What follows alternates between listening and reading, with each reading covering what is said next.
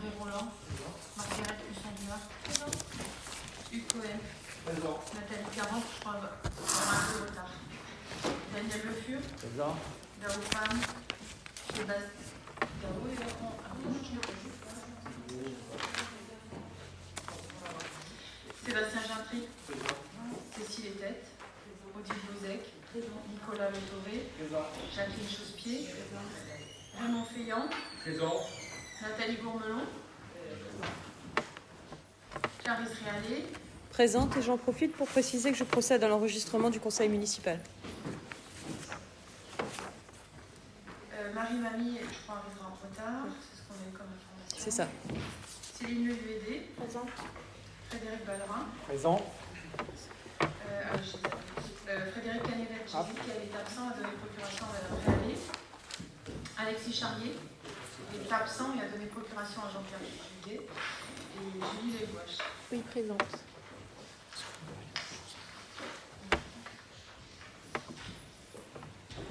Qui accepte d'être secrétaire de séance. Oui, j'ai noté la présence de M. Ballerin.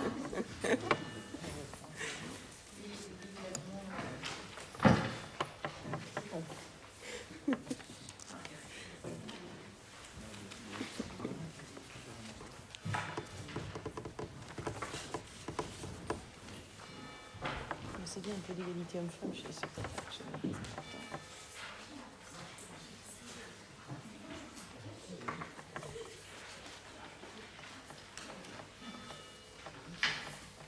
Bien. Nous allons commencer par plusieurs points concernant les écoles. Ici, il y a un micro, tu veux que je te fasse le micro? On a plusieurs points à présenter. Bien. Donc, bonsoir à tout le monde. Nous allons commencer par la détermination du coût moyen d'un élève de l'école publique. Donc le coût d'un élève est calculé sur l'effectif moyen de l'année 2022. Donc vous avez les renseignements, le nombre en maternelle et en primaire. Les dépenses de fonctionnement inscrites au compte administratif de 2022 en faveur de l'enseignement public du premier degré figurent dans le tableau que vous avez ensuite. Je ne vais pas tout énumérer, vous avez le tableau, toutes les dépenses. Donc en fait, le coût d'un élève est en augmentation cette année, soit 1027,25 € par enfant, contre 972,61 € l'an passé. Cette augmentation résulte d'une baisse des effectifs. Ils sont passés de 314 à 284 enfants. Voilà. Est-ce que vous avez des questions, des remarques? Non. Donc il est proposé au conseil municipal d'arrêter le coût d'un élève de l'école publique à 1027,25 €. Donc je vais passer au vote. Qui est contre?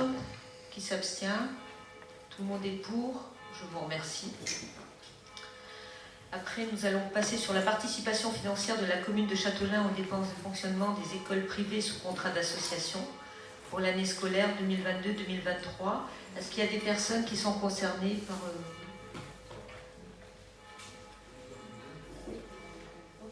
Bon, c'est...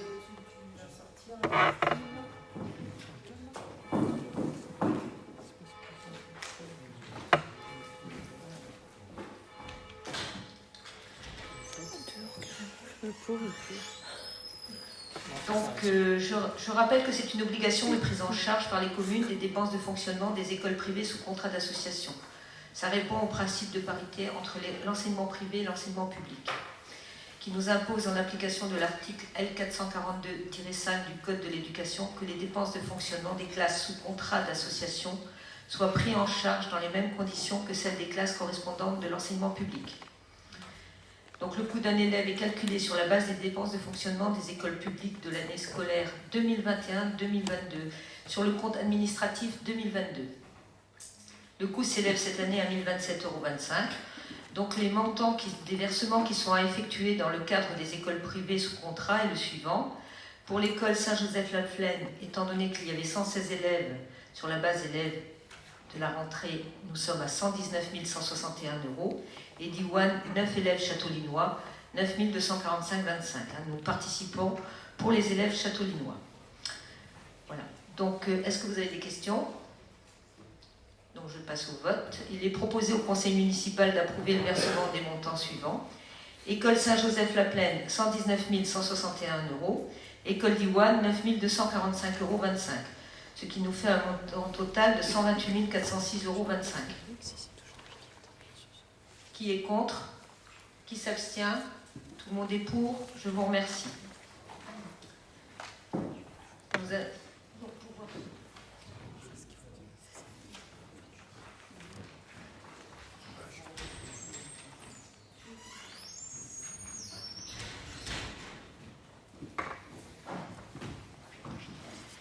Donc, dans la suite, nous allons passer à la participation financière de l'école de Saint-Coulis aux dépenses de fonctionnement des écoles publiques de Châteaulin, étant donné que Saint-Coulis n'a pas d'école.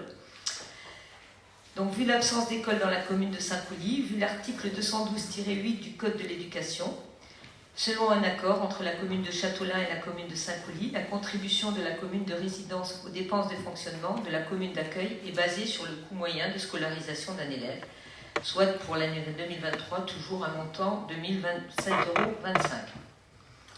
Donc pour l'année scolaire 2022-2023, 22 élèves sont inscrits dans les écoles publiques de Châteaulin, dont un en garde alternative. Au vu de cet effectif, un titre d'un montant de 22 085,88 € sera émis par la commune de Châteaulin sur la base d'une liste d'enfants de Saint-Coulis fréquentant les écoles publiques pour l'année scolaire 2022-2023. Y a-t-il des questions? Des remarques? Il est proposé donc au conseil municipal d'approuver ce montant. Donc je passe au vote. Qui est contre? Qui s'abstient? Tout le monde est pour. Je vous remercie.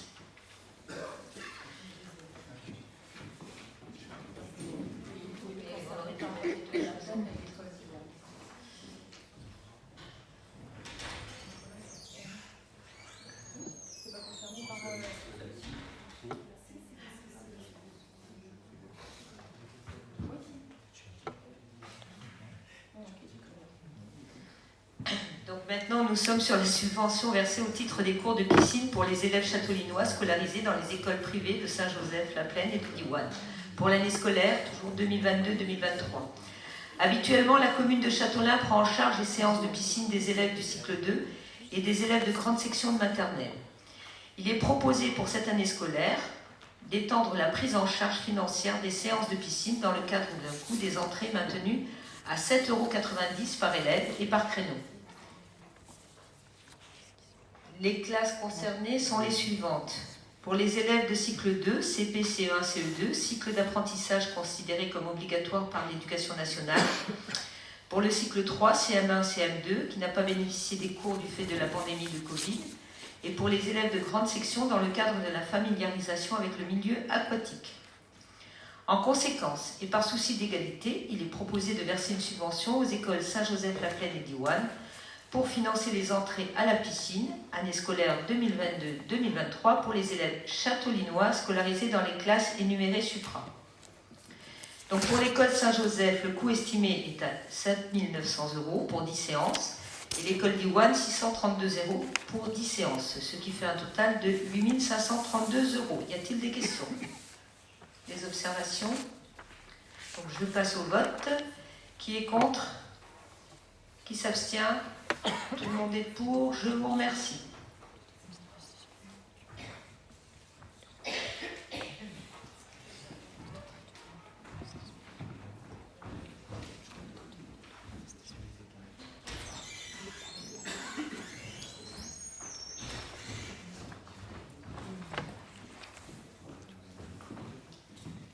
Nous allons passer au crédit fourniture scolaire 2023. Donc, il est proposé de fixer pour l'année 2023 le crédit pour fourniture scolaire à 50 € par élève au lieu de 43 € précédemment. Ce point a été examiné en commission finances du 22 mars. Donc, est-ce que vous avez des questions, des remarques? Personne. Donc, il est proposé au conseil municipal de fixer le crédit pour fourniture scolaire à 50 € par enfant pour l'année 2023 et d'indiquer que les crédits nécessaires sont inscrits au budget primitif 2023. Je passe au vote. Qui est contre? Qui s'abstient? Tout le monde est pour. Je vous remercie. Tarif rentrée scolaire 2023-2024. Vous avez un tableau en annexe concernant les tarifs que nous allons devoir vous proposer à accepter. C'est certes, il est proposé les tarifs des temps cantines et des temps périscolaires. Alors, la commune de Châteaulin souhaite reconduire la tarification sociale de la restauration scolaire mise en place en 2021. Donc la grille tarifaire calculée sur le quotient familial est inchangée. Tous les enfants, qu'ils soient scolarisés en maternelle ou en élémentaire public, qu'ils habitent dans la commune ou à l'extérieur, bénéficient de cette tarification. Nous l'avons mis en place à la rentrée 2021. Donc les tranches proposées des tarifs de restauration scolaire se déclinent comme suit à compter de la rentrée scolaire 2023-2024. Quotient familial 0 à 850, prix du repas 1 €. 851 à 1050, prix du repas 1,90 et supérieur à 1051, 2,60 €. La commune applique toujours la gratuité aux élèves disposant d'un projet d'accueil individualisé, PAI, qui apportent leur panier repas. Nous avons aussi des tarifs des temps périscolaires. Il est proposé de reconduire la tarification modulée en fonction des revenus pour les garderies du matin et du soir, comme indiqué dans le tableau ci-dessus. Donc ci-dessous, vous avez donc les quotients familiales, avec les minutes, les heures 30 le soir avec goûter, le tarif de dépassement horaire. Je ne vais pas tout vous redonner, vous avez tout, je pense, avec vous. Donc, est-ce qu'il y a des questions? Est-ce qu'il y a des observations? Oui, mais je pense qu'on va... J'ai une question concernant le vote. Est-ce que le vote concerne aussi les tarifs de l'école de musique? Non, c'est juste... C'est pour ça que j'en ai parlé. C'est de lui qui sont Oui, qui ont été... Oui, elles ont été... D'accord. C'est pour ça que moi je parlais surtout... D'accord. Je parlais plutôt sur le... Vous avez le tableau. Voilà. On les vote pas à part, on les vote ensemble ou pas?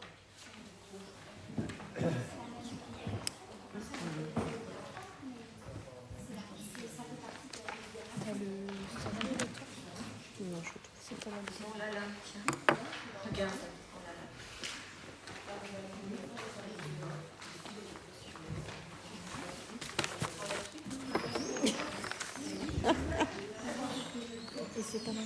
Oui, ça fait, je crois qu'on a calculé, ça fait 5 ans que les tarifs de l'école de musique n'avaient pas été revus.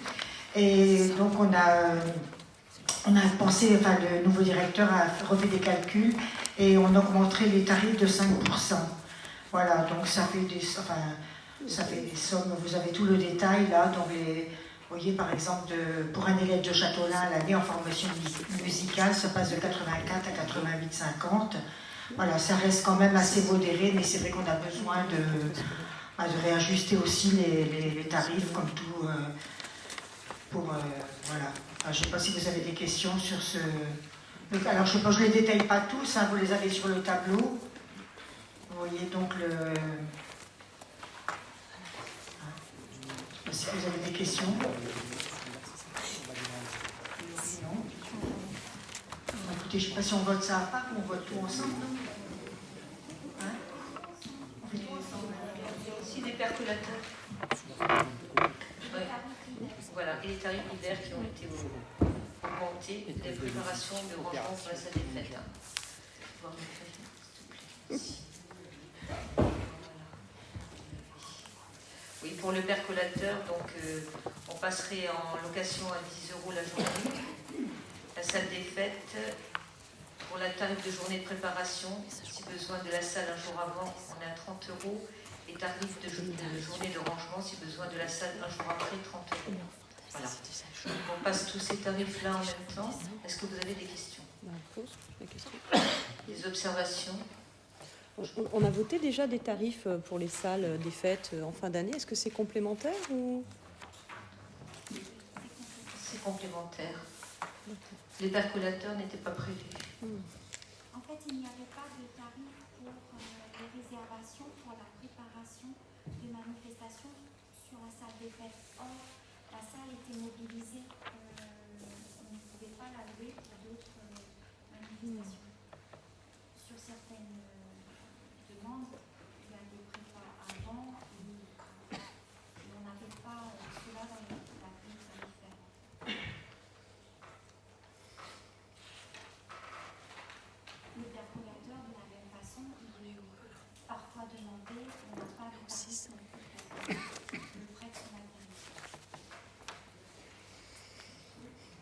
Et avec les membres, en fait, on a les tarifaires pour les participations au journal de chef et un certain nombre d'équipements. J'ai souvent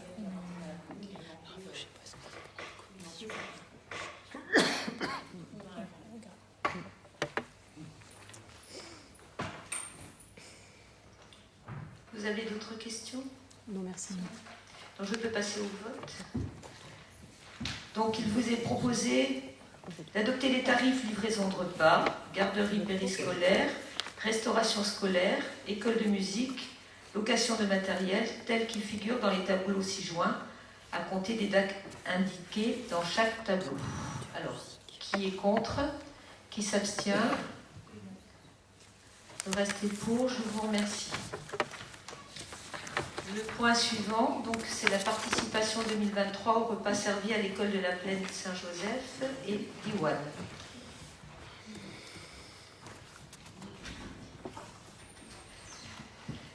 Donc, il vous est proposé, depuis quelques années, il vous est proposé une participation communale de 1,20 € par repas servi aux enfants de Châteaulin à la cantine de l'école Saint-Joseph-la-Plaine et à l'école d'Iwan pour l'année 2023. Donc ce point aussi est examiné en commission des finances le 25 janvier 2023. Y a-t-il des questions, des observations? Non. Donc il est proposé au conseil municipal de fixer à 1,20 € la participation de la ville au prix des repas servis aux enfants châteaulinois de l'école Saint-Joseph-la-Plaine pour l'année 2023 et pour l'école d'Iwan. Et de fixer aussi à 1,20 € la participation de la ville au prix des repas servis aux enfants châteaulinois de l'école d'Iwan pour l'année 2023. Et d'indiquer que les crédits nécessaires sont inscrits au budget primitif 2023. Y a-t-il des voix contre, des abstentions? Tout le monde est pour. Je vous remercie.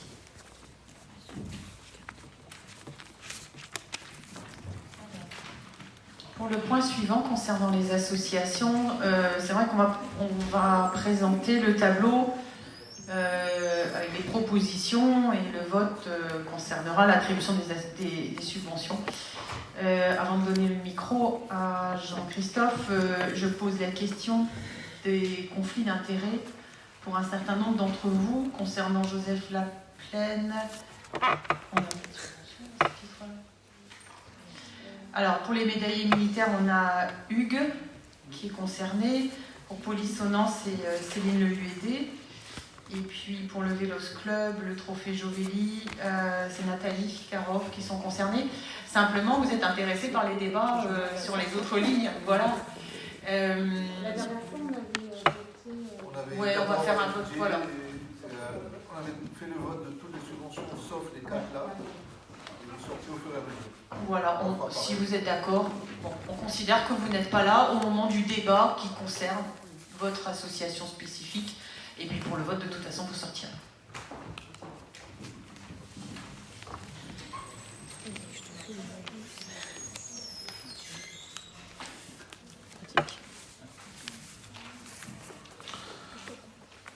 Donc bonsoir à toutes et à tous.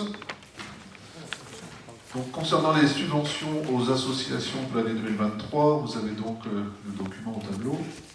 Il y a 4 inscriptions budgétaires. Le compte 657 481 qui reprend les subventions de fonctionnement pour les associations intervenant dans les domaines de l'enfance, de la scolarité, de la culture, du patriotisme et dans les champs d'intervention divers. Le compte 657 482, lui, concerne les subventions sportives. Pour rappel, il s'agit là d'une enveloppe fermée à 28 000 €. Au 657 486, les subventions accordées aux associations conventionnées avec la commune de Châteaulin. Et enfin, le compte 657 487, dédié aux subventions exceptionnelles. Donc, lors de la commission finance, nous avons vu en détail la plupart des demandes, avec la volonté de reconduire au plus juste les demandes en tenant compte du contexte budgétaire. Pour ce faire, donc, nous avons statué au cas par cas en tenant compte de certains critères. Le nombre de châteaulinois dans chaque association, le nombre de jeunes, le montant des avoirs financiers, la présence ou non de salariés, l'aide indirecte de la commune, mise à disposition du personnel communal par exemple. Le résultat donc est disparate, avec quelques augmentations concernant les écoles notamment, des stagnations, des baisses et une dizaine d'associations sans subvention. Certaines devront donc puiser dans leurs réserves. Cette année également, il y a eu 3 nouvelles demandes, dont 2 ont été validées. Le club de volley, 200 €, et pour le club de handball, une participation de la commune à hauteur de 50% pour l'achat de machines à nettoyer les ballons. Le but étant d'éviter tant que se peut de dégrader un nouveau parquet du gymnase Hervé Marot. Donc je rappelle également que la commune reçoit tous les ans des demandes récurrentes de certaines associations qui ne concernent pas spécifiquement Châteaulin. Solidarité Paysans, Eau et Rivières de Bretagne, Bretagne Vivante, par exemple. Ces associations sont soutenues par la région et le département notamment. Enfin, il est prévu dans les prochains mois de retravailler les modalités d'attribution des subventions avec la possibilité de facturer une partie des fluides à certaines associations. Y a-t-il des questions donc, sur les subventions? Je vais bien, oui. Alors, nous, on regrette la baisse de subventions aux associations et aussi les suppressions. Par exemple, octroyer 0 € de subvention à l'APE, c'est un peu rude, même si vous donnez un peu plus aux classes de découverte. On donne beaucoup plus aux classes de découverte. Mais c'est quand même rude je trouve que c'est quand même une image, l'APE. Et comme j'ai pu le soulever lors de la commission, vous nous avez présenté ce tableau, c'est sûr qu'il nous faudrait un peu plus de détails sur les critères. On en a parlé plusieurs fois. Il y a quand même 28 associations qui ont moins, 11 qui ont 0 subvention malgré une demande. Nous entendons que la situation économique est difficile, mais nous craignons qu'avec ce non-subventionnement, mais aussi par le fait qu'à l'avenir, vous envisagez de faire payer les fluides et les mises à disposition de matériel, mais aussi les mises à disposition humaines des salariés, qu'il y ait une concurrence entre les communes et que nous perdions une partie du tissu associatif de Châteaulin qui est important.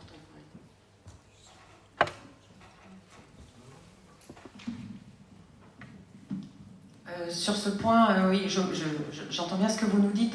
Ce qu'on a regardé, les associations qui aujourd'hui, pour lesquelles on ne propose pas de subvention sur l'année 2023, c'est parce que nous avons regardé leur capacité à subvenir à leurs besoins en puisant dans leurs réserves. Nous avons des associations qui ont des livrets, qui ont des réserves financières et qui leur permettent de fonctionner une année, voire plusieurs années. Donc, si vous voulez, la demande d'argent public, il faut qu'elle soit aussi justifiée par un besoin. Dès lors que sur l'année, parce que là on n'examine que l'exercice budgétaire 2023, dès lors que nous avons les éléments concernant leurs dépenses habituelles de fonctionnement, leurs dépenses prévues pour 2023, et que nous voyons qu'il y a des comptes qui sont suffisamment alimentés pour faire face à ces dépenses et à ce fonctionnement et à l'activité normale de l'association, je pense que ça me paraît normal. Le caractère automatique de l'obtention de subventions, c'est peut-être aussi une chose qu'il va falloir revoir. On n'a pas un droit à percevoir une subvention systématiquement, surtout quand on voit qu'il y a des livrets qui sont donc suffisamment pourvus.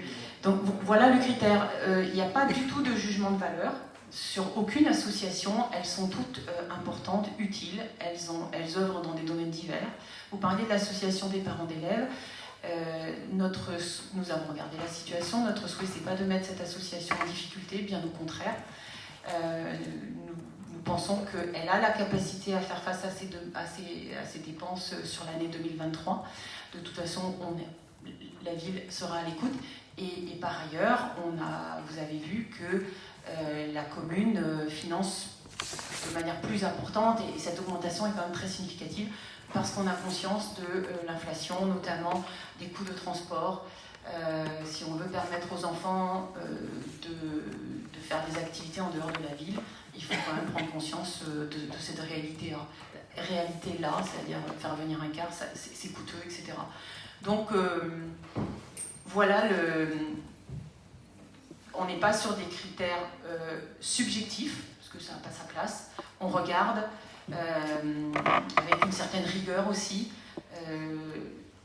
Je dirais, c'est normal qu'une association ait de la réserve, parce qu'il faut qu'elle puisse se voir venir, mais c'est peut-être beaucoup plus discutable qu'une association engrange tous les ans des sommes, sachant qu'elle perçoit de l'argent public. Voilà, c'est simplement la position.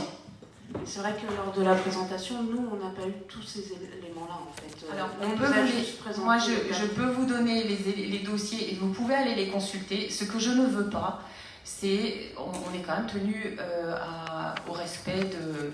Enfin, ce sont des données personnelles qui concernent les associations. Si vous souhaitez regarder, nous avons demandé, et c'est normal, toutes les communes doivent le faire, peut-être que jusqu'à présent, on n'insistait pas autant, puis il y avait des associations qui rechignaient à fournir.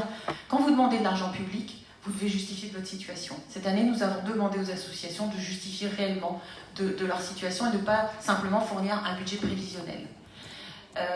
Les échanges qu'on a eus avec les services, avec notamment le conseiller aux collectivités, enfin, c'est vraiment le b.a.-ba, même la Chambre régionale des comptes peut très bien nous demander comment on attribue des subventions.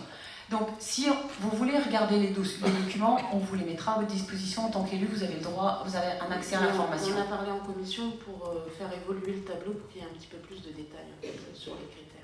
Peut-être aussi. Là, par exemple, sur ce bloc-là, les associations qui ont zéro, c'est vraiment parce qu'on a vu qu'il y avait de quoi faire face sans l'aide publique pour l'année 2023. Et concernant le paiement des fluides et des mises à disposition l'APE, par exemple, n'est pas concernée. Oui, bien sûr, il y a d'autres associations. Et ça, ce travail, je vous ai expliqué ce qu'on mènera en 2023, mais ce n'est pas abouti aujourd'hui. Donc, on vous fournira les éléments, on pourra faire une présentation exhaustive en commission. Je peux peut-être rajouter, c'est qu'on a reçu, moi j'ai reçu plusieurs associations à qui j'ai présenté ce qu'on avait proposé. Et honnêtement, ils ont tous été compréhensifs et honnêtement, il n'y a pas eu de réaction, même quand c'était zéro, ou même quand c'était vraiment diminué. Honnêtement, ils ont tous compris. J'ai vraiment pas eu de réaction négative. Et moi, je rejoins Marie-Hélène concernant le sport. J'ai contacté effectivement aussi des associations. Elles ont bien conscience de la situation et elles ont très bien compris la situation. Donc voilà, c'est exceptionnel, elles comprennent. De toute façon, on leur a bien expliqué que ce n'était pas quelque chose qui était voilà. On réétudiera l'année prochaine, on verra s'il y a des difficultés voilà. Mais c'est vrai que dans l'immédiat cette année-là, ce sont des associations qui peuvent franchement largement venir le faire. Après, on vous a expliqué la philosophie d'élaboration du budget 2023.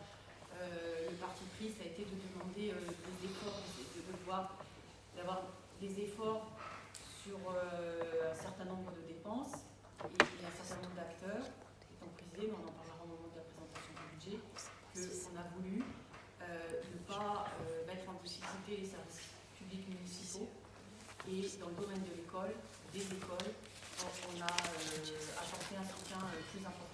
Voilà, ça a été vraiment... mais pour le reste, la demande d'effort, elle est faite avec la reste du monde, parce que sinon, c'est le contribuable uniquement qui supporterait tous ces efforts. En fait, c'est ça l'esprit. Après, ça peut être discuté. Monsieur Barra, oui. Oui. Non. Alors, je parlerai plus fort. Oui. Simplement, alors moi, je fais une remarque. Alors, nous, on va voter pour parce il s'agit de subventions pour les associations, donc on ne peut pas être contre. On va simplement revenir, nous réitérons les remarques qu'on avait faites lors du débat d'orientation qui a été fait la semaine dernière, sur lequel j'étais absent, mais j'ai un compte rendu. Et nous, ce qui est important, et pour éviter un débat futur, ce qui est important, on revient sur cette critérisation, c'est-à-dire que ce soit clair, qu'il y ait quelque chose qui soit établi et que ce n'est pas sujet à interprétation. Voilà ce qu'on nous demande, qu'il y ait une sorte, je peux m'exprimer ainsi, de règles du jeu en disant bah voilà, c'est comme ça que les subventions sont faites et qu'il n'y ait pas de subjectivité, comme vous l'avez dit, mais qu'il y ait une objectivité, tout simplement. Donc nous voterons pour, puisqu'il s'agit de subventions, mais on revient sur le fait que nous, on souhaite avoir voilà, cette critérialisation au niveau des associations, tout simplement. D'accord. On prend note de la remarque. D'autres interventions? Non. Alors on va passer donc au vote. Donc, Sur le bloc scolaire, en fait, on se rend compte que Steve doit quitter parce qu'il y a des subventions qui sont accordées. Voilà, excusez-moi. J'ai tout noté. Comme l'année dernière, donc je vous propose dans un premier temps de voter l'ensemble des subventions, sauf les 4 qui sont concernés, c'est-à-dire les médaillés militaires, l'école La Plaine, Polissonnance et Trophée d'Hermès. On verra donc après. Donc pour les autres, est-ce qu'il y a des voix contre? Une voix contre? Des abstentions? Non. Ok. Donc maintenant, on va attaquer par les médailles militaires. Donc oui, qu'est-ce que tu veux bien sortir?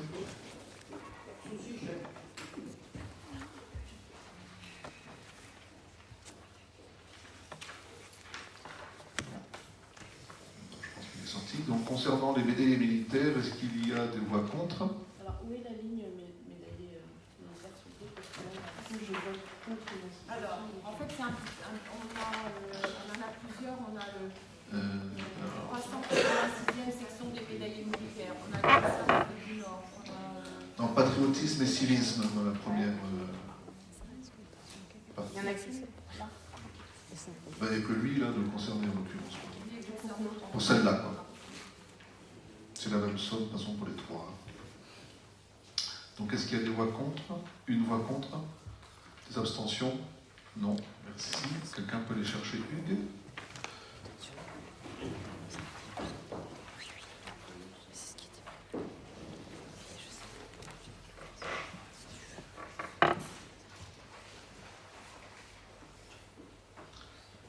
Pour les subventions à l'école La Plaine, donc il y a Steve Mazot, Alexis Lejoux, on n'est pas là. De l'occupation. On ne compte pas la procuration.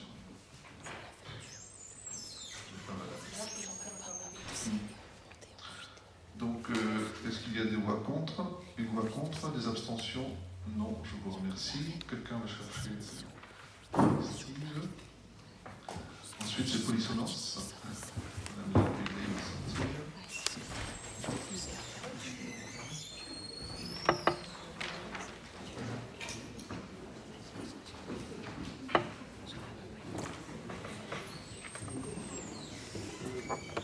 Donc, concernant Polissonnance, est-ce qu'il y a des voix contre? Non. Des abstentions? Je vous remercie. Et donc, le trophée d'Hermès, Nathalie va sortir. Monsieur Doré, c'est 3 associations dans laquelle fait partie Madame Carlos normalement. D'accord, donc c'est Trophée d'Hermès, Trophée Jovelli et Vélos Club. Et le Vélos.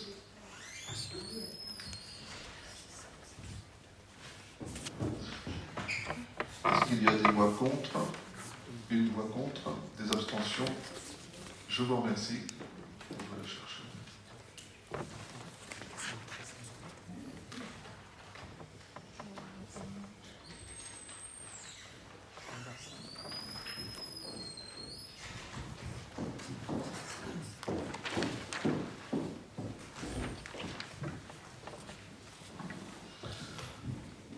On va passer au point suivant. Point 9, adoption des comptes de gestion du budget principal et des 2 lotissements. Comme l'année dernière, nous allons d'abord voter les comptes de gestion par budget avant les comptes administratifs. Donc, le budget principal et les 2 lotissements. Il s'agit normalement de la dernière année, car en 2024, on appliquera le compte financier unique voté lors du conseil municipal du 39-2021. Un compte de gestion donc retrace les opérations budgétaires en dépenses et en recettes selon une présentation analogue au compte administratif. Il est établi par le Trésor et il comporte une balance générale de tous les comptes détenus par le trésorier, comptes budgétaires et comptes de tiers notamment, correspondant aux créanciers et débiteurs de la collectivité, et le bilan comptable de la commune qui décrit de façon synthétique l'actif et le passif de la commune. Donc vous avez reçu dans vos documents différents fichiers concernant les comptes de gestion. Ces documents sont assez volumineux. Lors de la commission finance, il a été démontré la concordance au centime près entre les comptes de gestion et les comptes administratifs. Pour le budget principal, le bilan synthétique fait apparaître en milliers d'euros un total général de 67 443,08 € en actifs nets équilibrés en fonds propres et passifs. Le compte de résultat, que l'on retrouve page 17 du document, fait apparaître un déficit d'investissement de 258 369 € et un résultat positif de fonctionnement de 745 103,70 €. Pour le lotissement Ernest de Chamaillard, nous avons un excédent de 24 159,87 € en section investissement et un déficit de 79 411,47 € en fonctionnement. Enfin, concernant le lotissement Les Ardoisières, le résultat de l'exercice 2022 est égal à 0, aucune opération n'ayant été constatée. Est-ce qu'il y a des questions sur les comptes de gestion? Non, donc je passe au vote. Qui est contre? Qui s'abstient? Une abstention. Je l'ai aidé, je vous remercie. Ensuite, on passe au compte administratif du budget principal. Donc, comme les années précédentes, je vous propose de faire la présentation des 3 budgets successivement et de les proposer au vote par la suite, afin que Mme le maire ne sorte de la salle qu'une seule fois au lieu de 3. On va commencer par le budget principal. Lors de la commission finance du 22 mars dernier, nous avons fait une analyse détaillée des comptes que l'on ne va pas refaire lors de ce conseil. Néanmoins, nous nous arrêterons sur certains postes et avec Benjamin, nous restons à votre disposition si vous souhaitez plus d'explications pendant ou après le conseil. En dépenses de fonctionnement, le total des charges s'élève à la somme de 6 260 042,78 €. Ce qu'on peut dire par rapport au BP initial, c'est qu'il y a un différentiel à la baisse d'un peu plus de 400 000 €. Ce qui est normal, car le BP construit en prévisionnel. Vous pouvez prendre le document numéro 13, dépenses de fonctionnement du compte administratif 2022 et BP 2023, sachant que pour l'instant, il faut lire seulement la colonne CA 2022 et ne pas tenir compte de la colonne BP 2023. Donc les dépenses de fonctionnement augmentent de 10,18% par rapport au CA 2021. Quels sont les comptes les plus touchés par une hausse? En charge de caractère général, le poste eau et assainissement 606,11 augmente de 132,53%, dû notamment par plusieurs fuites détectées sur notre réseau. On observe déjà une augmentation importante du poste 606,12 énergie et électricité, plus 47 338 €. À noter également l'augmentation des dépenses d'alimentation qui s'explique par les hausses des prix de nos fournisseurs. En fourniture pour bâtiment, nous avons une hausse de 15%. Nous avons un parc immobilier important et vieillissant. En charge de personnel, chapitre 12, nous avons une augmentation de 9,11% qui s'explique par la valorisation du livre 7 et les 2 augmentations du point d'indice. Le chapitre 65, lui, reste stable et la charge financière baisse de 4,52%. Et enfin, le chapitre 67, charges exceptionnelles, connaît une baisse significative de 95,85%. En fait, en 2021, une écriture de régularisation avait accru ce chapitre qui revient donc à un niveau normal. Passons aux recettes de fonctionnement en hausse de 6,18% pour un total de 7 255 146,48 €.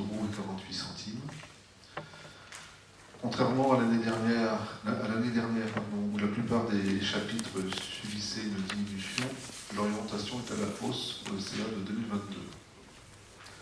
En chapitre 70, produits et services, la plus grosse recette est la facturation de la cantine.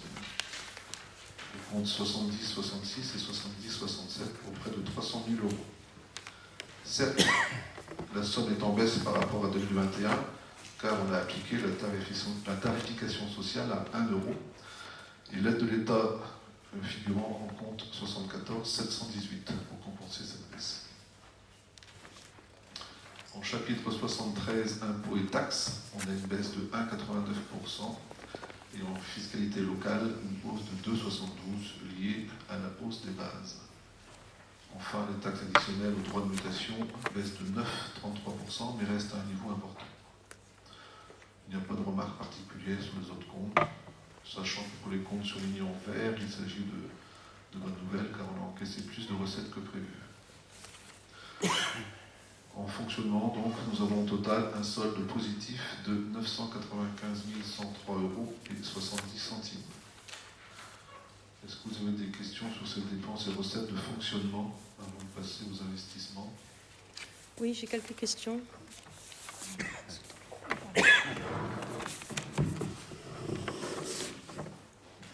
Hop là, merci. Alors nous avons procédé à quelques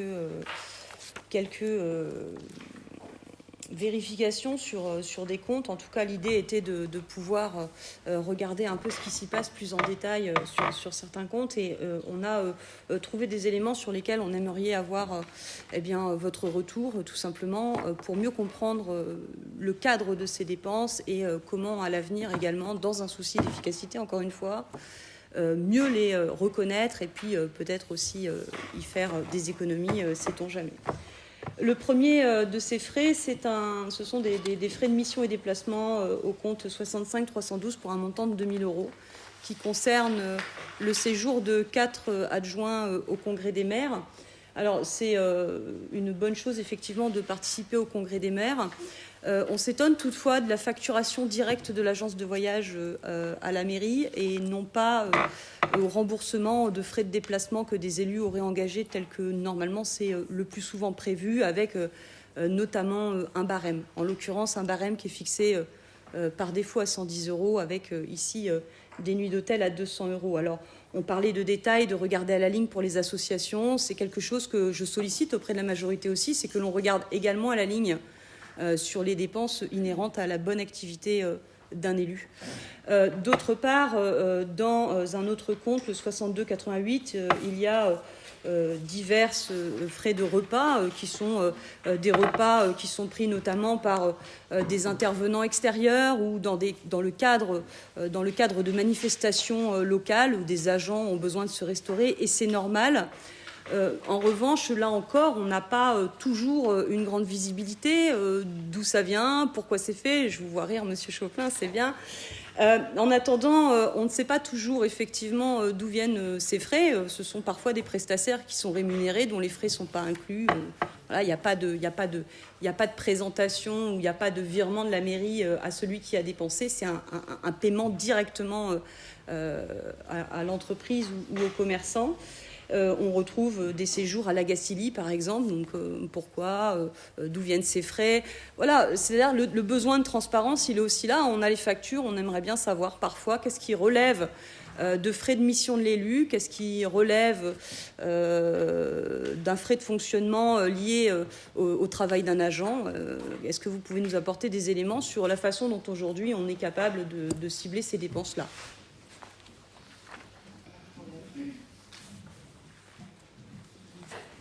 Vous nous avez demandé un certain nombre de documents lundi et nous avons fourni tous ces documents dans la journée. Puis vous avez demandé des informations complémentaires le lendemain. Tout vous a été donné dans les heures qui ont suivi.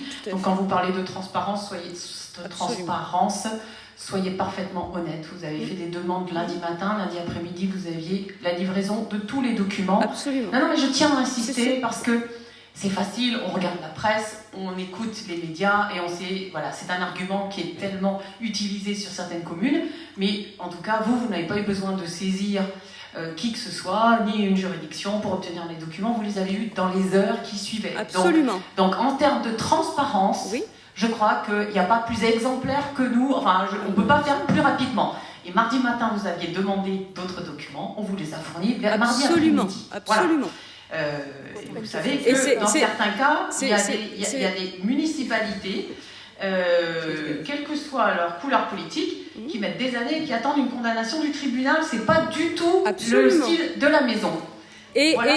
et d'ailleurs, je tiens à souligner que vous avez été très réactif et qu'effectivement, je suis très satisfaite d'avoir eu accès à l'ensemble des factures. Là n'est pas la question. Parce que c'est notre philosophie. Et bien sûr. Et quand vous parlez, de vous interroger sur les frais des agents et la manière dont ils fonctionnent, je crois que moi je peux féliciter les agents. Ce sont des personnes qui sont extrêmement diligents et qui se sont pliées en quatre pour satisfaire vos demandes.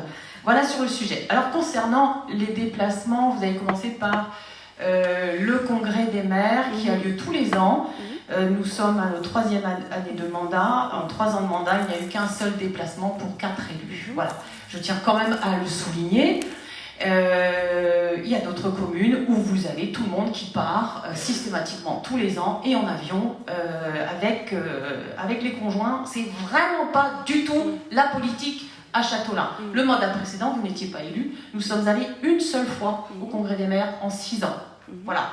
Donc là, pour la mi-mandat, il y a eu 4 élus qui sont allés. C'est normal. Voilà. Je pense qu'il n'y a pas de quoi en faire toute une histoire, bien au contraire. Pour ce qui est de la facturation, c'est l'Association des maires du Finistère qui pilote cela et qui nous a mis en contact. Voilà, c'est la manière dont, après, s'il faut demander aux élus de faire l'avance et d'être remboursés, on pourra le faire. Le résultat sera comptablement exactement le même. Mais là, on a procédé comme on fait avec l'Association des maires du Finistère qui nous a donné les références en termes d'agences de voyage et puis aussi de mode de transport et d'hébergement. Voilà. Sur ce point. Alors, en ce qui concerne les repas, de quoi parlons-nous ? De 3 pizzas et une grande boisson, je vous dis de mémoire, pour la fête du sport.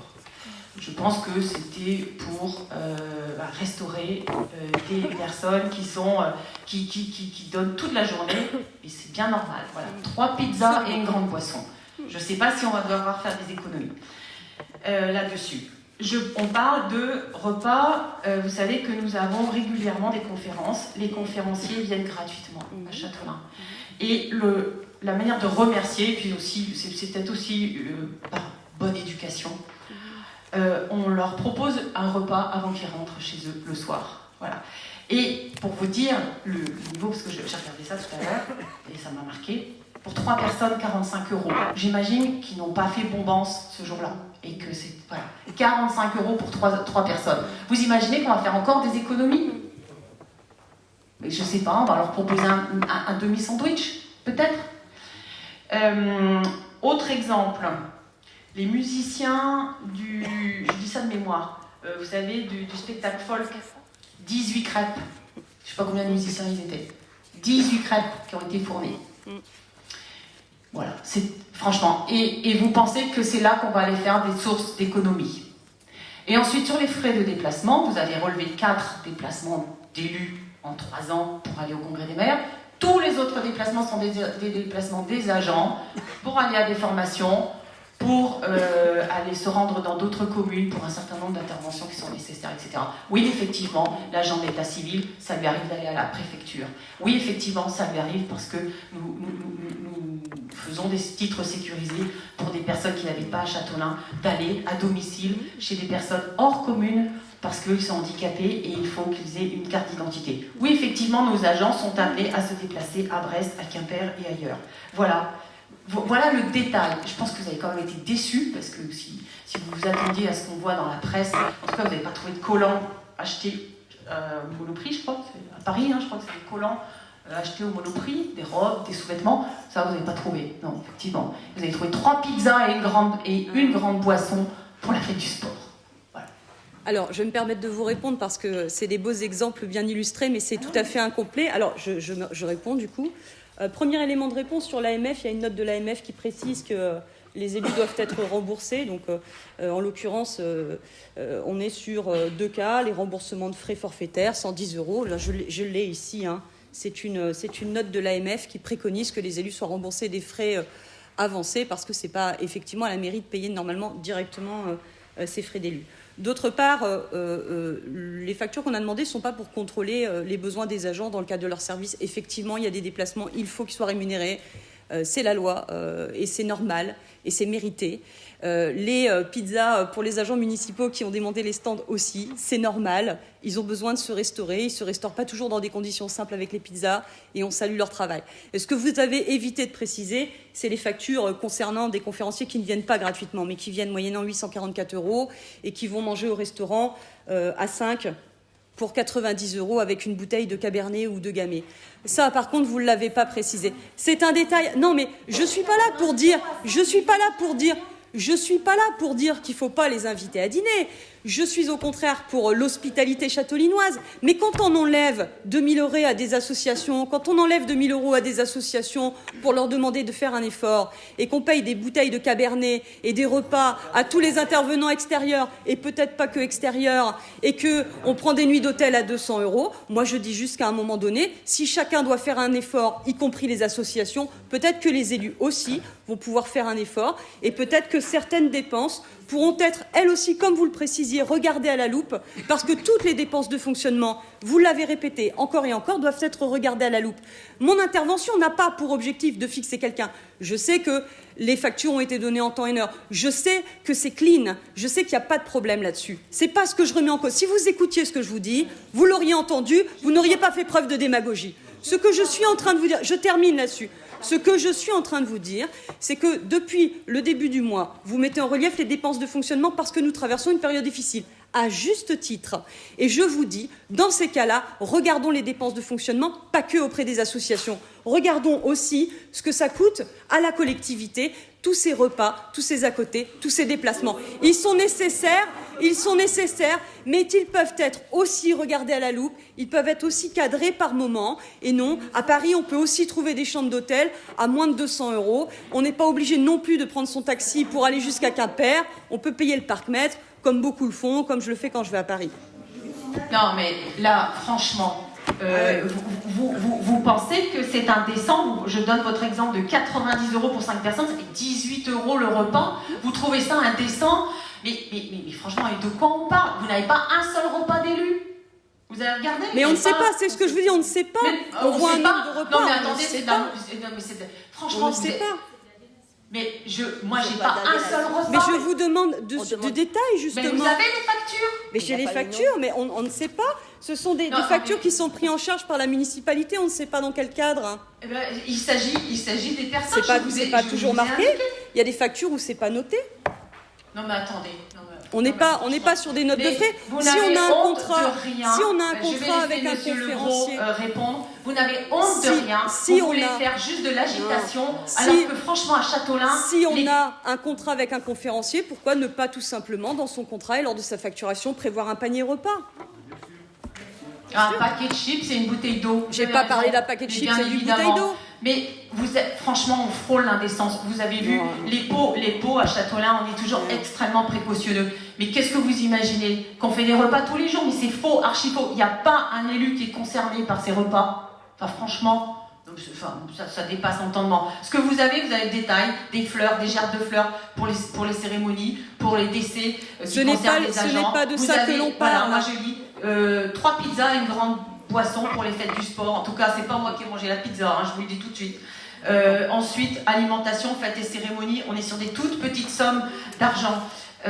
Ensuite, on a un détail avec effectivement le moment où on avait fait le repas pour le personnel. Ça, vous trouvez aussi que c'est indécent d'offrir le repas au personnel une fois dans l'année. Mais pas du tout. Mais pas du tout. Vous faites preuve de démagogie, vous transformez les propos. Écoutez, je prends la liste. Si vous ne trouvez pas que c'est démagogique, je vous parle des restaurants. Je vous parle des restaurants sur lesquels on ne peut pas identifier qui en a bénéficié parce que ce n'est associé à aucun événement. Eh ben, Et il y en a. Ils sont Je vous associés parle des frais d'hôtel à 200 € qui sont payés directement par la mairie à des élus. Parce que aujourd'hui, quand vous dites qu'on est à 15 € près pour les associations, ben je dis qu'on peut aussi être à 15 € près sur des frais de déplacement. On était à 100 C'est €. tout. On est à 100 € à Paris. On n'est pas. Voilà. 200 € sur la facture. Non mais franchement, vous n'avez vraiment pas peur du ridicule. Je vais laisser Monsieur Legros qui supervise de toute façon, qui voit toutes les 207 fois factures 2 nuits passer. fois 4 chambres. Et 207 fois 2 nuits fois 4 chambres. Plus 116. Absolument. Non, train 116 €, c'est dans la facture. Alors si vous avez payé 2 fois. C'est dans la facture. Train 116 € fois 4, hôtel 207 € fois 2 nuits fois 4 chambres, 2120 €. Plus le taxi. Ne la vendent pas, c'est noté, écoutez. J'ai la facture. C'est pas 110. Je vais juste apporter un petit élément technique pour savoir comment ça fonctionne. En fait, toute la question, d'ailleurs. la partie alimentation et frais de déplacement des agents, c'est sur le 62-51. La partie, alors pour le 62-88, c'est entièrement piloté par toutes les activités culturelles.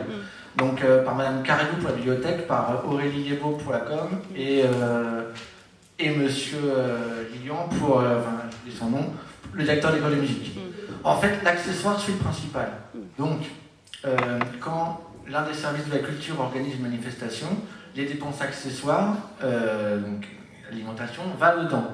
Dans la pratique, les agents ne mangent pas dedans là, les élus ne mangent pas non plus là. Tout est normalement bien budgété par l'ensemble du personnel. Je pense que vous pouvez vous adresser à Mme Carlou, Mme Liébeau et M. Métayer, qui vous font un état. Normalement, ça figure dans le procès verbal aussi, où Mme Liébeau, qui avait fait la dernière programmation culturelle, avait tout listé, notamment les repas des groupes. Et en fait, c'était... vous aurez le détail complet là.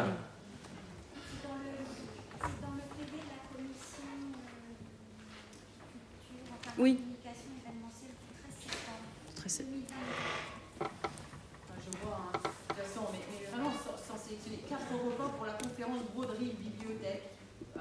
43 € pour 4 repas. Ça fait une moyenne de même pas 11 €, même pas 11 €. Franchement. On a 3 repas, restitution, résidence, le CAUE. 3 repas pour 45 €. On a vraiment des choses ridicules. Voilà. Et 18 crêpes pour les artistes rwandais. Si je peux me permettre juste pour compléter 2 petits points, pour les agents, on avait vu qu'il y avait un remboursement forfaitaire de 17,50 €. Là, on a pris les délibérations, vous avez voté des délibérations pour voter aux frais réels, justement, pour... Tout à fait. Quand c'était une pizza à 7,50 €. Et d'ailleurs, là n'est pas le sujet de la question, encore une fois, en tout cas de ce point de vue-là. Le sujet de la question, c'est de dire que quand on est à 15 € pour une taxe bilique, pour une association, on est à 15 € aussi pour payer un repas à un intervenant qui facture 800 ou 900 € à côté. Quoi. Et que là-dessus, on est très regardant. Mais là, vraiment, vous avez le minimum. Regardez ce qui se passe dans d'autres communes. Ah mais je ne suis pas dans d'autres communes, en l'occurrence, je suis à Châteaulin et je m'inquiète pour les associations qui payent 15 € de taxes. Quand on paye des bouteilles de gamay. Peut-être qu'il faudrait tout supprimer. Mais franchement, et quand on voit le montant individuel pour 4 repas, quand on est à 45 €. Ah mais on est sans conteste sur du bon marché et grâce aux restaurateurs châteaulinois, on peut manger bon et pas cher ici. La question n'est pas là. La question, c'est qu'on est capable de mettre des taxes à 15 € pour des friteuses et des biquets à des assos, mais que ça ne nous dérange pas de payer 15 € le repas à chaque intervenant qui pourtant facture 1 000 €. C'est pas forcément, c'est une économie comme une autre que l'on pourrait faire, comme on pourrait la faire aussi sur les frais d'hôtel. Les intervenants, mais vous mentez, Oui. 100 € la nuit. Je l'ai la facture, c'est noté, écoutez, c'est noté dessus, faites le calcul. C'est noté. Si les agents dans la commune doivent... C'est pas les agents, ce sont les élus, enfin. Les élus n'ont pas le droit... Ou les intervenants extérieurs. Hein. Les élus n'ont pas le droit d'aller au congrès des maires. Je ne dis pas qu'ils vont pas au congrès des gains, mais ils sont peut-être pas obligés de prendre une chambre à 200 € et de prendre le taxi jusqu'à Quimper. Et ce sont des remboursements de frais qui sont légalement fixés. Bon, écoutez, les agents, c'est juste que... Il y a des notes, hein. Il faut revoir leur fonctionnement. Pas les agents. On ne peut pas parler des agents une seule fois. Pas une seule fois. Non. Non, non, je n'ai pas parlé des agents. Non, vous avez parlé des agents. Je n'ai pas parlé des agents. J'ai dit qu'il y avait des repas des agents et que c'était normal. Ce que j'ai mis en relief, ce sont les repas des intervenants qui sont déjà rémunérés pour leur déplacement. Et les frais des élus. Ah oui, mais si vous ne reprenez pas mes propos comme je les ai dit pour les diffamer, on ne va pas y arriver, c'est sûr. Je vous ai écouté, vous avez évoqué le fait qu'il faudrait peut-être revoir le fonctionnement C'est ça. des agents. Non, mais non. Mais non, pas du tout. Pas du tout, pas du tout. À un moment donné, il y a un minimum. C'est terrible, voilà. Ça, quand même. Terrible. D'entendre ce qu'on veut. C'est terrible d'entendre ce qu'on veut. Hein. Oui. Payer 844 €, ce n'est pas des bénévoles, Madame Nicolas. Ce sont des prestataires. Ce sont des prestations. Vous le savez très bien. Il y a beaucoup de personnes qui font pour rien. Eh ben, en tout cas, sur les factures que je vous ai citées, on avait bien une facture associée pour un ordre de conférence. Voilà.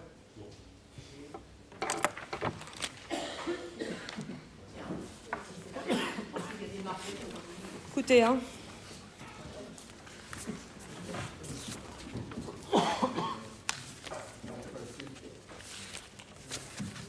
On va passer donc aux investissements, si vous le voulez bien. Donc en investissement, pour les dépenses, nous avons un total de 2 724 886,44 €. Les mandats émis, c'est ce qu'on a réellement payé donc, au cours de l'année 2022. Un élément important, c'est le reste à réaliser, c'est-à-dire des engagements qu'on a pris en début d'année au moment du vote du budget et qui n'ont pas été réalisés d'ici la fin de l'année pour un montant de 541 189,07 €, en baisse de 50% par rapport à l'année dernière. Sur le document, le détail des dépenses d'équipement réalisées par opération, on peut noter en opération 10, 234 179 € pour solder les marchés de la maison de santé pluridisciplinaire. En opération 13, achat de matériel, un total de 163 880,52 €. En opération 15, grosse réparation de bâtiments, un total de 698 601 €, dont 164 826 qui concernent les travaux de désamiantage et de déconstruction de l'ancienne piscine, et 262 946 € pour la rénovation de la couverture du hangar des espaces verts. En opération 20, grosse réparation de voirie, on a un total de 678 543,98 €, sensiblement équivalent à celui de l'année précédente. Enfin, en opération 41, nous avons le suivi du parc des véhicules pour un montant de 62 545,47 €. Vous retrouvez en fin de document le montant de remboursement du capital des emprunts en cours pour la somme de 323 594,11 €. Et enfin, vous avez un document annexe, le total des travaux effectués en régie, pour un montant de 141 660,59 €. Et à ce sujet, Benjamin m'a précisé qu'il s'agissait du montant le plus important depuis son arrivée à la commune. En recettes d'investissement, nous avons un total 2022 qui s'élève à 3 174 058,83 €. Et en rare, nous avons la somme de 156 925 €. On y retrouve le report positif d'investissement 2021 à hauteur de 707 541,39 €. Il n'y a pas de nouvel emprunt en 2022. Et la FCTVA pour 255 625,95 €. Et enfin, on retrouve les subventions d'un montant de 552 504,76 €. En investissement, on a donc un résultat positif de 64 908,32 €. Est-ce qu'il y a des questions sur les dépenses et recettes d'investissement? On passera au vote tout à l'heure, après avoir vu les budgets des deux lotissements. Donc, compte administratif, lotissement Ernest de Chamaillard.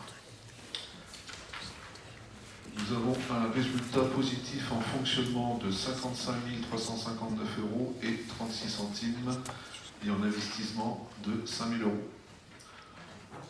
fait, en 2022, nous avons validé l'encaissement comptable des 2 derniers lots vendus en 2021. Et nous avons inscrit en dépense l'achat à la commune du terrain. Est-ce qu'il y a des questions sur le lotissement Ernest de Chamaillard? Non. On passe au deuxième lotissement. Une question? Toujours en compte administratif. On attendait.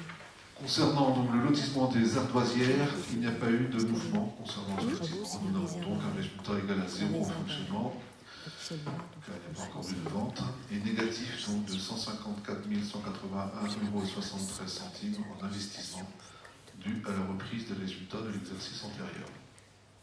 Des questions sur ce lotissement? Peut-être pour Chamaillard, juste une question.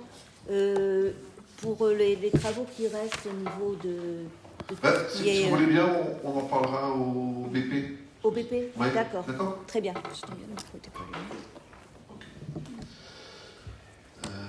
Donc on va passer au vote. Je vous daguais de sortir.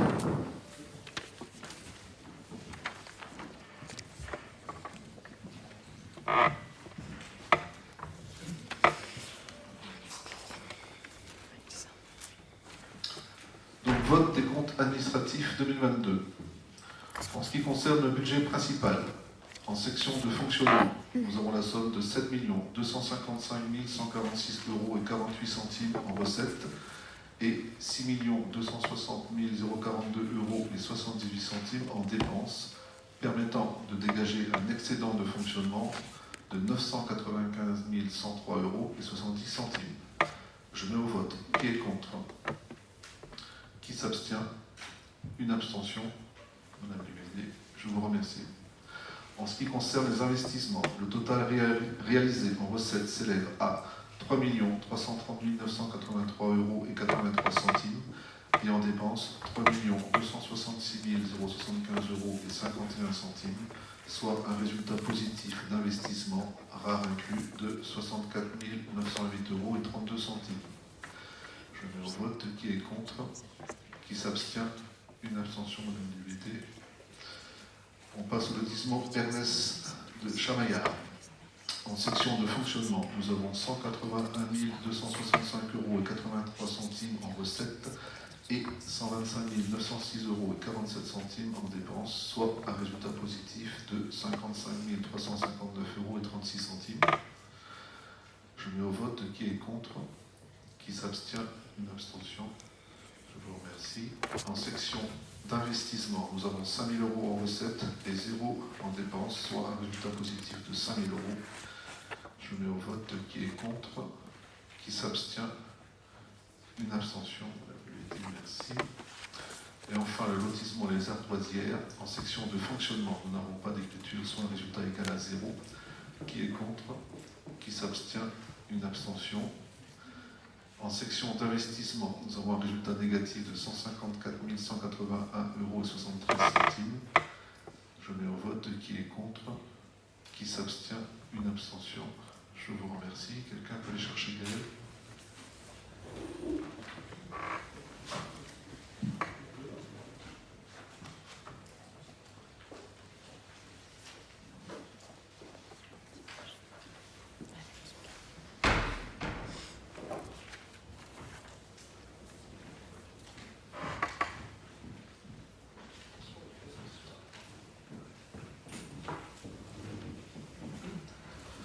Le point suivant, c'est l'affectation de résultats, si je ne me trompe pas.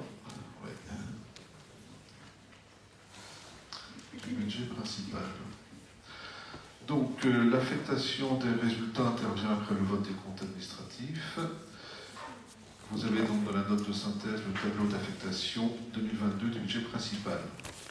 Je précise juste que les budgets lotissement, eux, font l'objet d'une affectation de résultats unique à leur clôture, ce qui n'est pas le cas donc, à l'heure d'aujourd'hui.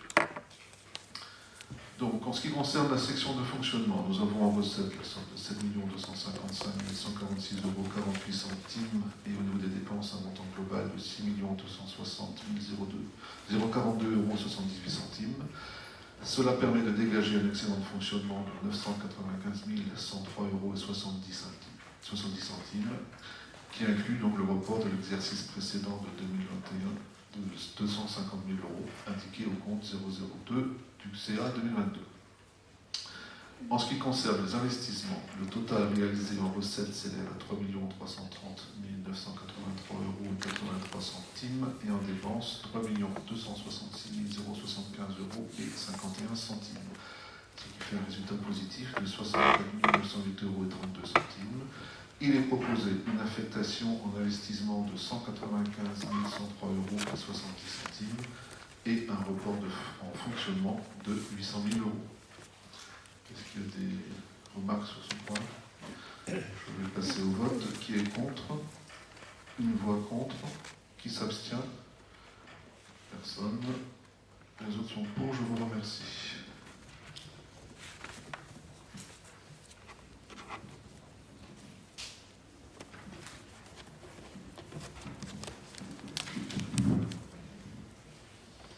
Bien, nous allons procéder au vote des taux de fiscalité pour l'année 2023. Comme nous l'avons indiqué lors des orientations budgétaires, nous avons bâti ce budget sur la base d'une augmentation de la fiscalité, sachant que ça faisait quelques années que ça n'était pas intervenu. C'est pas forcément de gaieté de cœur qu'on est amené à prendre une décision d'augmenter les taux de fiscalité, mais la situation budgétaire pour l'année 2023 étant préoccupante et compte tenu aussi de la nécessité de garder un niveau de marge de manœuvre pour pouvoir financer des investissements présents et à venir. Nous faisons la proposition d'augmenter la fiscalité en ce qui concerne la taxe d'habitation, la taxe foncière sur les propriétés bâties et la taxe foncière sur les propriétés non bâties de 3%. Ce qui fait pour la taxe d'habitation de passer du taux de 18,77% à 19,34%. La taxe foncière sur les propriétés bâties, on passerait de 35,50% au taux de 36,57%. Et pour la taxe foncière sur les propriétés non bâties, on passerait de 44,93% du taux de 44,93% au taux de 46,28%. Pour compléter juste mon propos, nous avons obtenu par les services fiscalité locale une sorte de projection d'impact que ça pourrait avoir pour un contribuable châteaulinois. Donc pour des catégories de logements qui se situent en niveau de base locative moyenne, l'effet hausse des taux serait de 24 € pour ce type de contribuable. Sachant, soyons clairs, l'État a augmenté les bases aussi, a procédé à l'augmentation des bases. Donc l'augmentation des bases fixée par l'État revient à 50 € pour ce cas de figure là d'une base locative moyenne, et l'effet taux 24 €, ce qui nous fait une hausse de, alors c'est moyenne, de 74. Est-ce que vous avez des remarques, des questions? Pas d'observation, je passe au vote. Y a-t-il des voix contre? Vous êtes oui, donc ça fait, vous êtes 6. C'est ça. 7 votes contre. Y a-t-il des abstentions? Pas d'abstention, il reste pour.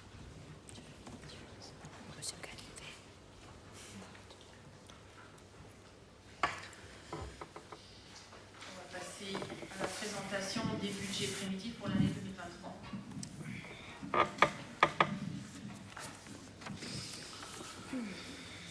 On continue donc par l'adoption du budget primitif 2023. Tout d'abord, je voulais préciser que vous n'avez pas reçu dans la convocation les tableaux d'infographie de répartition des dépenses et recettes de fonctionnement, ainsi que les dépenses d'investissement 2023 par service. C'est pourquoi on les a déposés sur les tables. Je le rappelle, ces documents permettent une présentation par fonction avec une lisibilité plus facile pour les élus et également pour la population, car ces documents sont disponibles sur le site internet de la commune. Le 26 octobre dernier, un petit groupe de travail s'est mis en place avec Madame Léuédé, M. Frédéric Ballerin, Madame Marie Mamie, Benjamin et moi-même. On s'est réunis afin de se mettre d'accord sur les critères de chaque item, afin de permettre une comparaison plus facile chaque année. Donc je tenais à les remercier pour leur participation. Revenons donc au budget primitif 2023. Nous allons d'abord voir la section de fonctionnement. Le budget primitif est conçu avec une prévision à la hausse, tant en dépenses qu'en recettes. En dépenses, il est prévu un total de 7 946 260 €, soit une hausse de 22,33% par rapport au BP 2022. Les charges à caractère général sont prévues à la hausse de 27,43%. Les énergies comptent 606,12, sont en hausse de 151,93%. Je voulais faire un petit focus sur les énergies.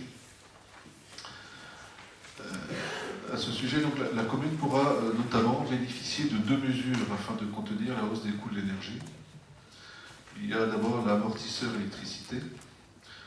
D'ailleurs, le budget 2023 a été élaboré en tenant compte d'une augmentation de 131% en électricité au lieu de 238 à l'origine, suite à l'annonce gouvernementale du 27/10/2022. Une prise en charge de 50% du surcoût au-delà d'un prix de référence de 325 € par mégawattheure. Cependant, donc, cette situation tient compte des hypothèses suivantes. Un prix de l'AREN à 42 € par mégawattheure, l'AREN a un accès régulé à l'électricité nucléaire historique, une hypothèse d'écrêtement de l'AREN de 35%, un prix de rachat par AREN décrété de 400 € par mégawattheure. Et la prise en compte donc, de l'amortisseur annoncé par l'État. Le deuxième point, c'est le filet de sécurité. Les communes éligibles se voient compenser 50% des effets de la revalorisation du point d'indice et 70% des effets de la hausse des dépenses d'énergie et d'alimentation constatées en 2022. Le filet de sécurité sera cumulable avec l'amortisseur et tiendra compte de l'aide versée par l'État au titre de l'amortisseur. Pour en bénéficier, on doit réunir les 3 critères suivants. Un taux d'épargne brut 2021 inférieur à 22%, un potentiel financier ou fiscal par habitant inférieur au double de la moyenne de la strate et une perte d'au moins 25% d'épargne brute en 2022, du fait donc principalement de la hausse des dépenses d'énergie et d'alimentation. Pour 2023, ce filet de sécurité est reconduit mais avec des critères différents. En ce qui concerne donc l'année 2022, la DGFiP nous informe qu'elle ne pourra nous dire si on est éligible ou pas que quand tous les comptes de gestion seront remontés, ce qui n'est pas le cas à ce jour.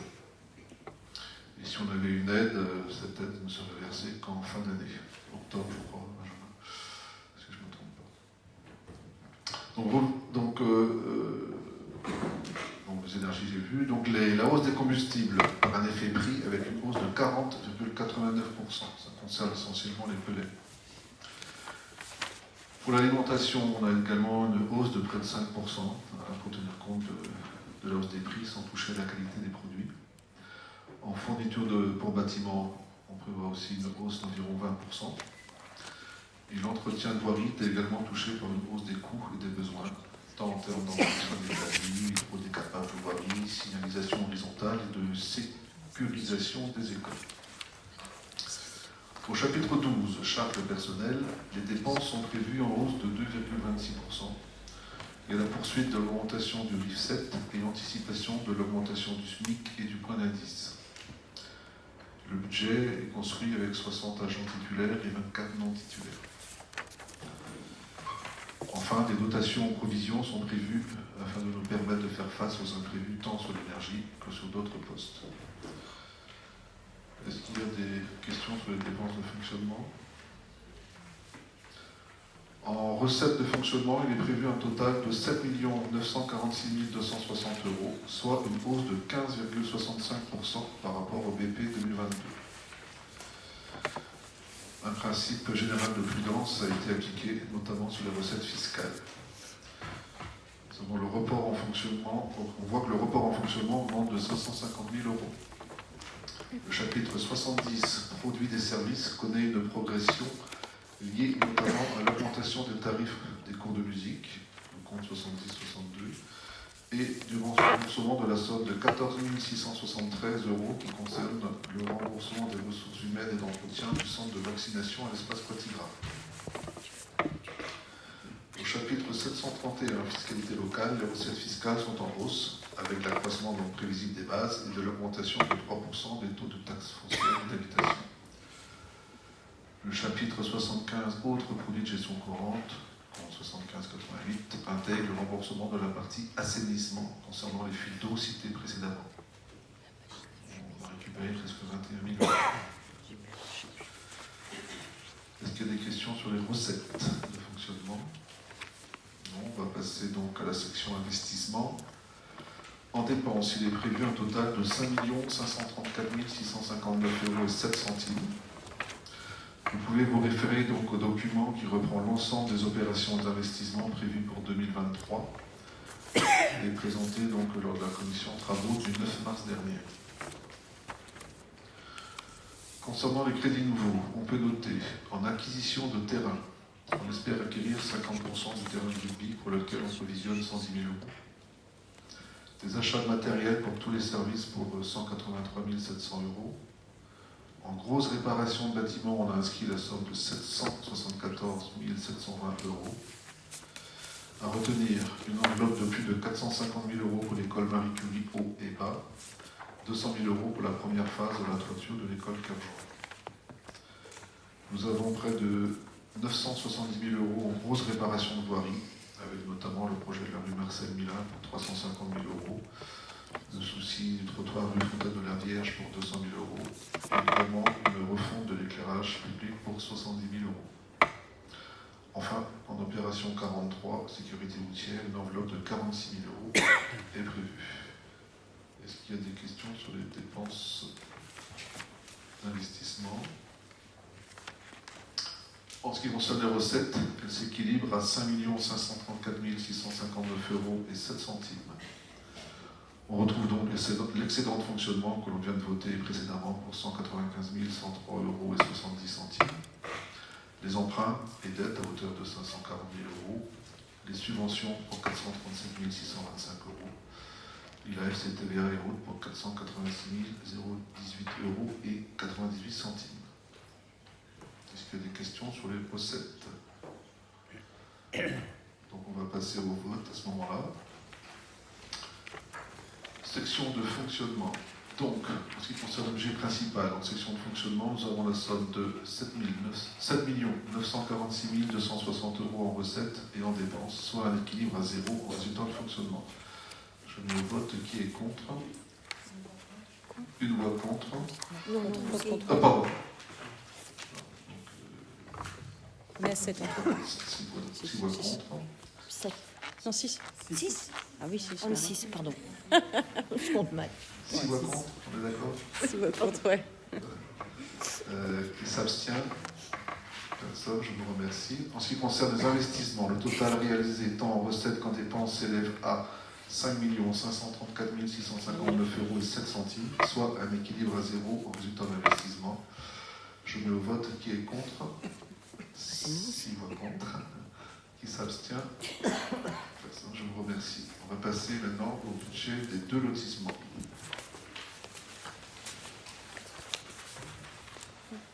C'est là qu'il faut poser des questions. Ernest de Chamaillard. Lotissement Ernest de Chamaillard, il est prévu la somme de 119 900 € hors taxes afin de terminer les travaux de voirie de ce lotissement. Nous avons un solde en fonctionnement égal à zéro. Et en investissement, nous n'avons pas de dépenses en inscription et 5 000 € de report en recettes, soit un résultat excédentaire de 5 000 €. Vous vouliez intervenir? Non, mais ça, vous me donnez la réponse. Ah, je donnais la réponse. Voilà. Donc c'était pas terminé. Est-ce qu'il y a des questions, d'autres questions? Charia, non. Donc on passe au vote. Qui est contre? Une voix contre. Qui s'abstient? Personne. Je vous remercie.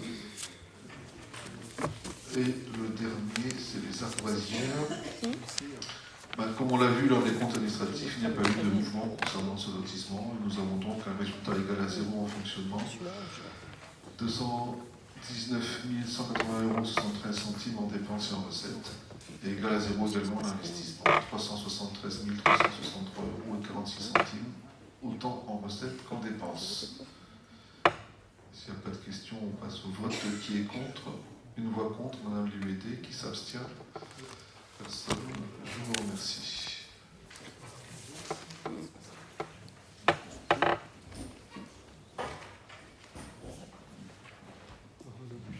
Bien, donc les budgets de la commune sont votés pour l'année 2023. Je voudrais remercier les services. Avec Jean-Christophe, on s'associe pour vous remercier pour ce travail intense, important et qui a demandé encore plus de travail cette année compte tenu de la situation d'inflation.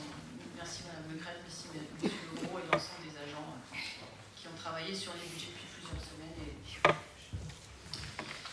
On va passer au point suivant. C'est Marie-Pierre qui le présente. Il s'agit d'un groupement de commande.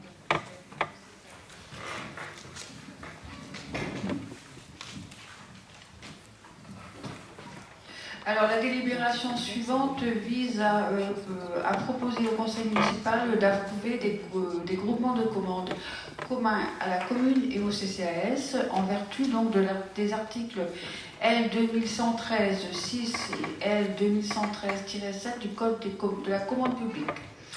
La commune de Châteaulin sera la coordinatrice et se chargera de l'organisation de l'ensemble des opérations de passation de marché, et chaque membre du groupement s'assurera de la bonne exécution des prestations le concernant. Il s'agit là de réaliser un marché global, tant pour le CCAS que pour la commune, tout en permettant à chacun de réaliser directement ses commandes et éviter ainsi des refacturations interbudget et chronographes en fin d'année. Voilà, donc ces groupements de commandes seront votés pour la durée du mandat.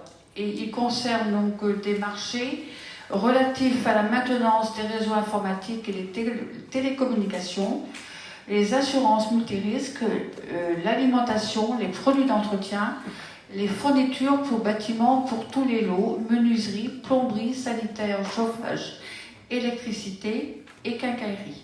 Vous avez en pièce annexe les conventions qui correspondent aux différents marchés que je viens de vous énoncer. Est-ce qu'il y a des questions? Non. Donc on peut passer au vote. Qui est contre au vote pour la signature des conventions et l'approbation de la délibération? Qui est contre? Personne. Qui s'abstient?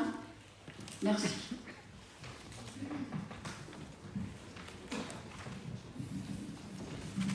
Convention numéro 15, c'est une délibération pour permettre au SDEF d'effectuer le géoréférencement de l'éclairage public. Vous avez une convention en annexe.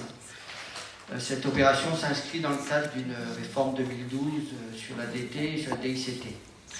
Il est une obligation d'un repérage géoréférence des réseaux souterrains éclairage public, avec pour échéancier le 1er janvier 2020, c'était l'obligation d'utiliser des plans et tracés géoréférence pour les réseaux sensibles enterrés en zone urbaine.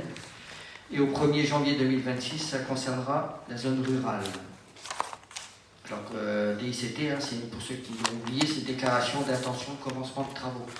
À chaque fois qu'on fait un trou dans le sol de la commune, on demande une DICT pour être sûr de passer l'électrocuté ou de couper le téléphone à la moitié de Châteaulin. Voilà, donc tout ça, ça a un coût pour la collectivité. Les coûts des travaux sont à 20 000 € hors taxes et 24 000 € TTC, pris en charge à 100% par la commune, donc par fonds de concours, donc un fonds de concours de 20 000 € au profit du SDEF. Je ne sais pas si vous avez des questions. Pour se mettre, oui. J'ai juste une question pour savoir quand commencerons-nous le travail sur une réflexion globale de l'éclairage. Alors, j'ai dû l'annoncer l'autre jour. On a eu le SDAL, on doit avoir un retour suite à quelques questions et je vous présenterai ça en commission d'abord, au mois d'avril. Voilà, s'il n'y a pas d'autres questions, donc il est proposé au conseil municipal d'accepter que le géoréférencement des réseaux d'éclairage public soit réalisé sur le territoire communal par l'intermédiaire du SDEF, d'approuver le plan de financement proposé par le maire et le versement de la participation estimée à 20 000 €, et d'autoriser Mme le maire à signer la convention financière conclue avec le SDEF pour la réalisation de ces travaux et de ces éventuels avenants. Est-ce que quelqu'un est contre? Abstention? Oui, j'ai noté. Un contre. Et le reste est pour. Merci beaucoup.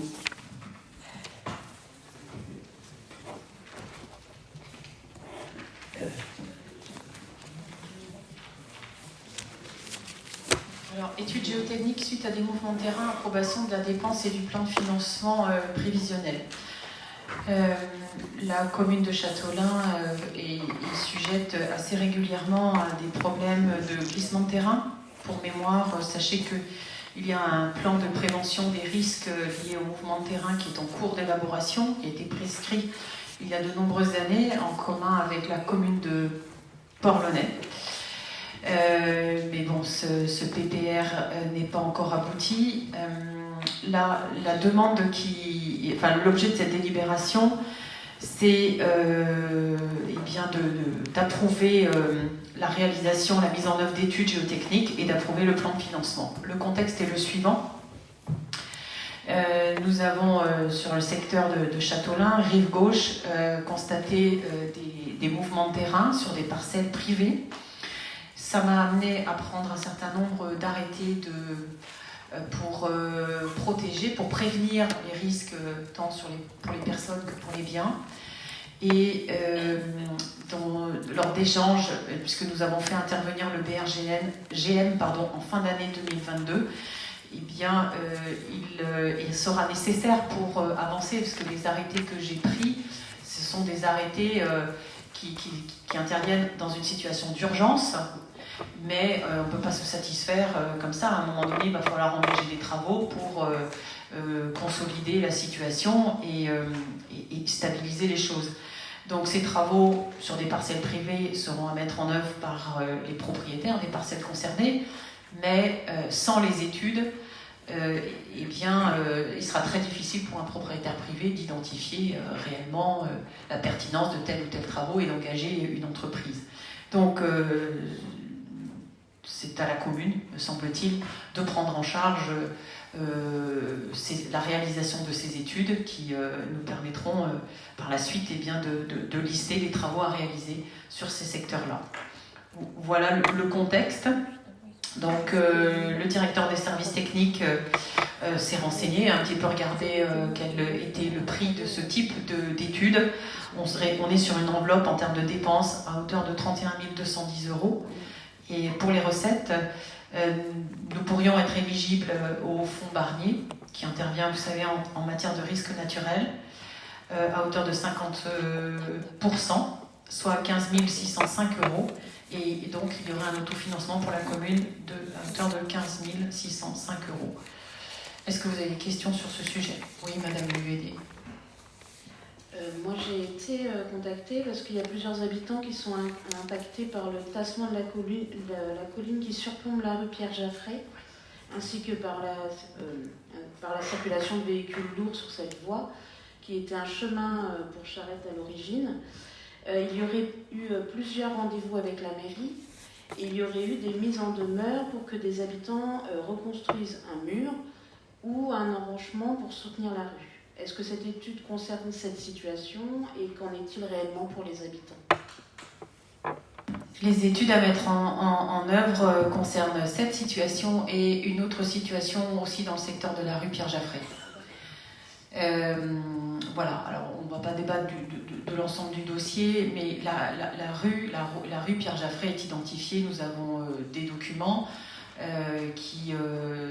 dont notamment une délibération du conseil municipal qui date des années 50 qui fixait l'assiette de cette route, et ça n'a pas changé. C'est une route, et la largeur notamment, parce que ça faisait partie peut-être des préoccupations des riverains, des interrogations des riverains. Est-ce que la route n'avait pas été agrandie? Est-ce qu'elle n'empiétait pas sur le domaine privé en contrebas?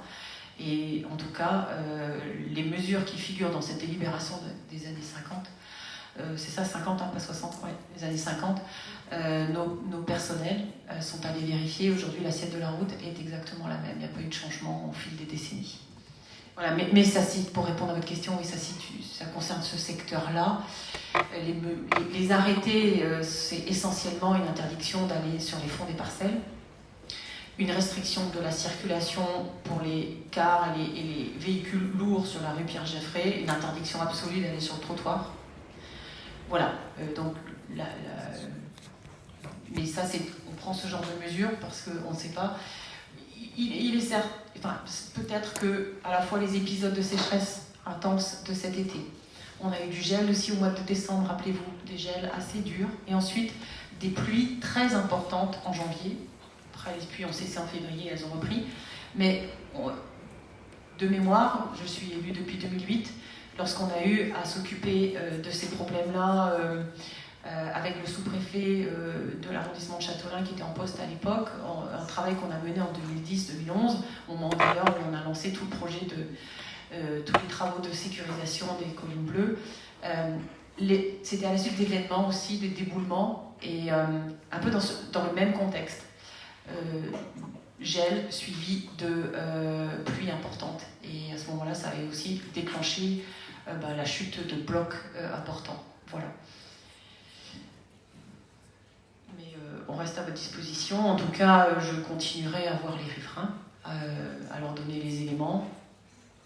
On est extrêmement embêtés par la situation, vraiment.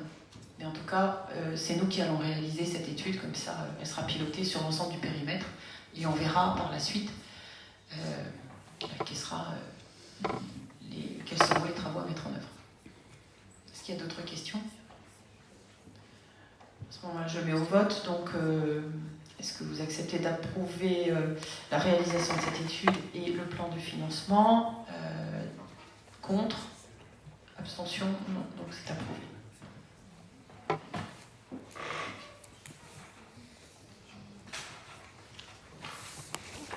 Ensuite, il y a 2 points d'information, toujours dans le cadre de la délégation qui m'a été accordée.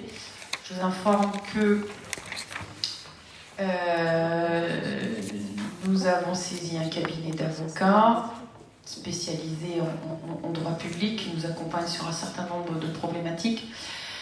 Nous avons, et donc sur les conseils et après discussion de ce cabinet, nous avons engagé une procédure, saisi le tribunal administratif de Rennes et engagé une procédure à l'encontre du préfet du Finistère pour obtenir le paiement des frais que nous avons subis à l'occasion de la mobilisation de la salle de Quatigra pendant plus d'1 an pour la mise en place du centre de vaccination. Donc voilà la première information. Ça fait suite à un courrier qui avait été adressé au mois de février 2022. Donc une procédure et deuxième point, information. Donc, s'agissant des suites de la pollution de l'Aulne, j'avais porté plainte immédiatement en 2020 après les faits. Mais cette affaire va passer devant le tribunal correctionnel de Quimper, puisque après une proposition du parquet qui était de procéder à une composition pénale, c'est-à-dire sans audience pénale publique, en tout cas pour les parties civiles, etc., l'orientation a été revue et donc il y aura une affaire, je dis il y aura parce que l'affaire a été reportée, il y aura un procès devant le tribunal correctionnel de Quimper et la date est reportée au mois de septembre. Donc très récemment nous avons décidé de saisir un avocat qui intervient donc en matière correctionnelle pour nous permettre d'avoir aussi les éléments du dossier de l'enquête puisque seuls les avocats ont les dossiers. Moi j'avais donc porté plainte plainte, mais après, par la suite, je n'ai eu aucun élément sur les diligences, les mesures d'enquête qui ont été menées par la gendarmerie. Et donc notre objectif, c'est de nous constituer partie civile à cette audience et de demander la réparation des préjudices. Il y a un préjudice matériel qui est constitué par des dépenses qu'on a dû engager à l'occasion de cette inondation, enfin pas inondation, de cette pollution, pardon. Donc là, on souhaite obtenir le remboursement des factures et des frais que nous avons subis. Et il y a un préjudice aussi moral, environnemental à définir, l'atteinte à l'image, qui fera aussi l'objet de demandes. Voilà pour les informations. On vous donnera les éléments concernant les suites de ces affaires. Je pense aussi, il y a d'autres affaires qui sont en cours. On pourra vous donner aussi des éléments d'information. Et puis il y a certaines qui sont closes. On a eu une affaire aussi qui s'est terminée. Les demandeurs qui donc avaient saisi le tribunal contre la ville de Châteaulin à la suite du naufrage, en tout cas une affaire de voilier qui avait coulé et qui avait été détruit suite à il avait coulé dans le canal. Les demandeurs ont été déboutés de l'ensemble de leurs demandes. Voilà. Et donc la ville de Châteaulin n'a pas été condamnée, ce que nous espérions, et ça nous paraissait assez logique puisqu'on avait un argumentaire assez solide. Voilà, mais si vous voulez avoir les éléments sur cette affaire, on vous les donnera aussi. Voilà, il n'y a pas de questions diverses, on a épuisé les questions à l'ordre du jour, donc je vous souhaite une bonne soirée. Pardon ? Oui.